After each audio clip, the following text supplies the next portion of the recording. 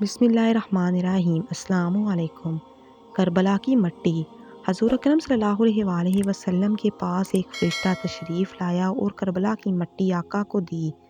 حضور اکرم صلی اللہ علیہ وآلہ وسلم نے یہ مٹی لا کر اپنی زوجہ ام سلمہ رضی اللہ تعالیٰ عنہا کو دی اور فرمایا، اے ام سلمہ رضی اللہ تعالیٰ عنہا، اس مٹی کو دیکھتے رہنا، جس دن یہ مٹی خون میں بدل جائے تو سمجھ لینا میرا حسین شہید کر دیا گیا ہے۔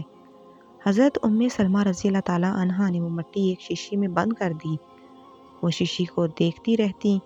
پھر وہ دن آ گیا، 10 محرم الحرام، وہ مٹی خون میں بدل گئی۔